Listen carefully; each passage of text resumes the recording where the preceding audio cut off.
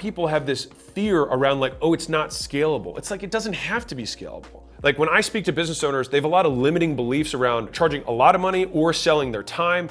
And so I want to drive this point home and give you a lot of reasons to show why it is superior, especially when you're starting out, to sell your time one-on-one, even if it is unscalable.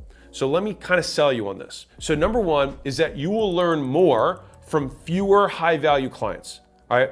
And if you're around those higher value clients, you will work with better people and it will shift your belief set about who really is in the market, right? Like if you've ever struggled to sell a $50 membership, as someone who has, it's insane when all of a sudden someone's like, here's 15 grand. You're like, what just happened? 15 grand? That's $3,050 sales that I'd have to make in order to get 15 grand. That's how absurd that is. But when that happens again and again, it shifts how you see money and what services you think about creating. The next one that people get hung up on is like, well, I don't want to sell my time because selling your time is what poor people do. Let me learn you some stuff, all right? Which is every single person on planet Earth earns money per hour. They just don't necessarily denote it per hour. But all you have to do is take what you made last year, divide it by 2,000, and guess what? Voila, you have your hourly rate, which means you worked 40 hours a week, assuming you work 40. And so even if you work project-wise, you spent a certain amount of time on that project and you were remunerated, little fancy word. You got paid based on that work. And so even something like an investment where people are like, well, you know, investors don't trade their time for money. Of course they do, because you think, oh, Warren Buffett bought this company. He just wrote a check and then that was it. He was done.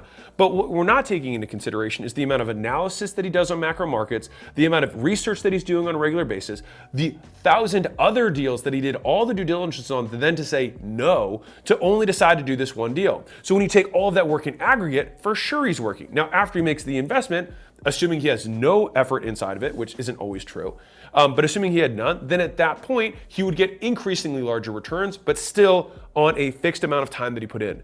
So the proof point is you live in time and you earn money in time, which means everyone has an hourly rate.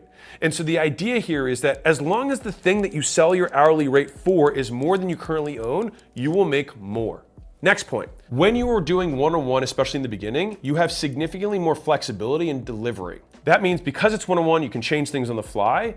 And also when you have fewer clients, you can make these kind of quick iterations. So this kind of relates back to the first point of like, you learn a lot faster when you can just have these tiny little pivots. You don't have to change these systems. You don't have to retrain staff. You don't have to you don't have to recode. You don't have to have the scalable solution fixed perfectly. It's a great way to beta test ideas. The next one is that because you can still cap the time that you choose to spend with clients, you can still make sure that you're allocating as much time as you need to do everything else. And one of the big lessons that I've learned in terms of making more money is that when you have demand, cut supply. And so when you cut supply, what does that do? Why is the acquisition.com logo two concepts? Leverage, which is a fulcrum, and then a supply-demand curve. Because those are, in my opinion, the two most powerful concepts in business.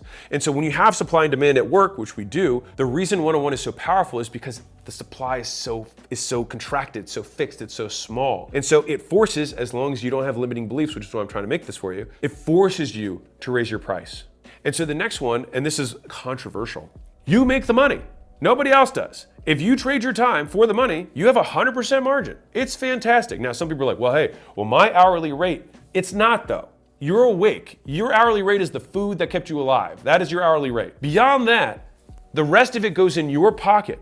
And so what people lack consideration of is like every business can have 5 one-on-one clients. Now, when you're like, how would I do this in a lawn care business? Well, it's just who's gonna be your account rep. You can say some people get your cell phone and some people get the account rep's phone. Who's gonna lead who's gonna actually design the whole garden? Is it just one of my guys or is it gonna be me? There's always an opportunity to make yourself the super premium version of whatever it is that you have. Now, here's a fun one. I wanna break this belief because I know the next one that comes up, which is, it's still just not worth my time. Bro, it is worth your time if I give you $1 trillion.